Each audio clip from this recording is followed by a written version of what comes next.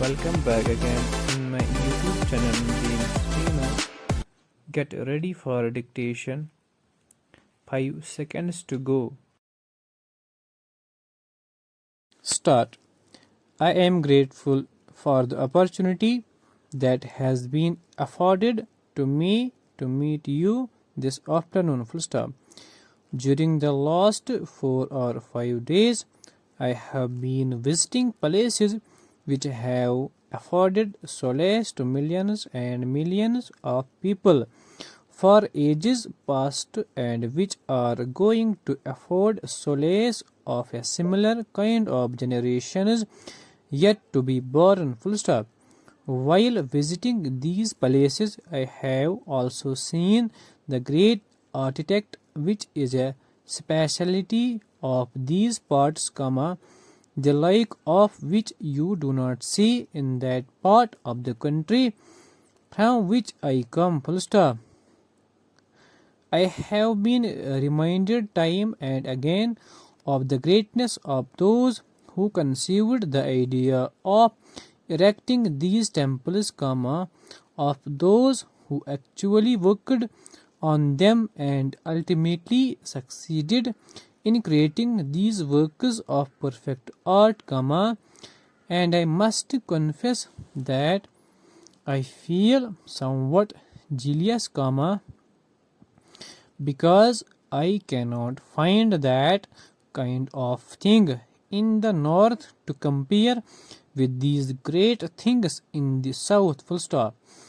I do not regard them or regard you as different from me or from that part of the country from which I come. Full stop.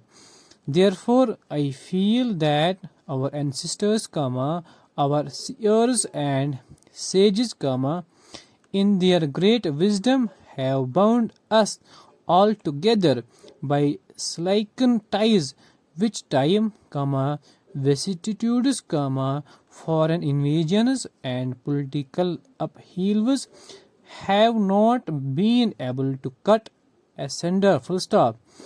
And today India, right from Kanyakumari to Kailash, is one, and God willing, shall ever continue to remain one. Full stop. We have had differences of language, of custom, of ways of living prevalent in this country for centuries. Full stop. But underlying all these differences, there has been an undercurrent of unity, nay, of full unity, which has kept India together in spite of political differences in this vast land. Full stop. Para.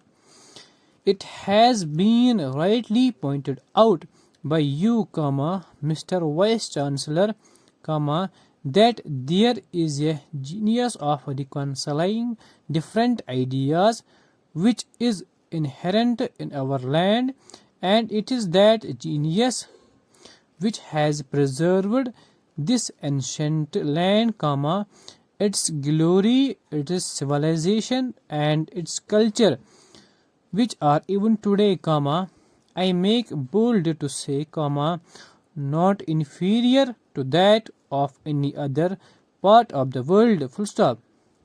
Until say 2 centuries ago, our people in this country were in no way inferior to any other part of the world in any matter, be that in the sphere of arts or sciences. Full stop. During the last 2 centuries or so, fallen far behind others now. Full stop. With the achievements of material sciences, there is a general stampede in favor of material things. Full stop. We are sometimes in a hurry to discard things which have come down to us from generations past simply because we cannot reconcile them with modern things. Full stop. But I say with great respect to all friends who hold that view that the scientific spirit requires that nothing should be discarded and nothing should be accepted without examination or analysis, and I plead that, there is much in our past which has to be studied and examined, the true meaning of which has to be appreciated, and when that is done, I have no doubt in my mind whatsoever that we shall never have reason to feel sorry later, I have no doubt we shall in that event, ever be able to look to other people with a certain amount of pride,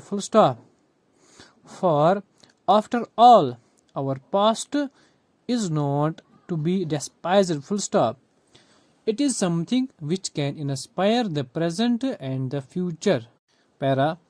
Today, the world is passing through a great crisis, Technical achievements in science have reached a stage where unless and until they are controlled and guided by moral and spiritual forces, they will destroy themselves and the world, and there it is that our great heritage can play its part, But can we do that today? Note of interrogation.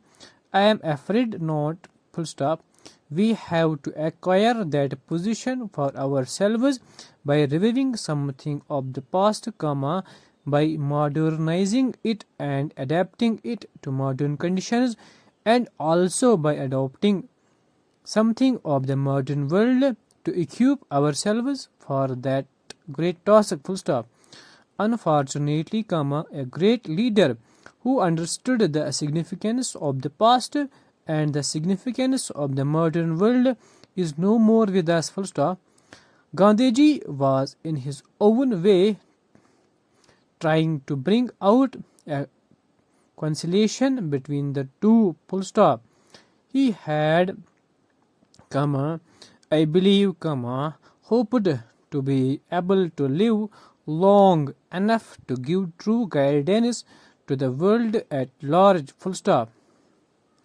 While he was engaged in the struggle for freedom, he refused to go to foreign countries because he felt that he had no message to give to the world until he had found a good place for it in his own country, When freedom was achieved, and if God permitting, things had settled down, he would have been able to give his great message of reconciliation to the world, Unfortunately, that was not able to be, The great legacy that he has left us is there, and it is for us to prove ourselves worthy of that great legacy if we can look upon our universities as centers where this conciliation would grow,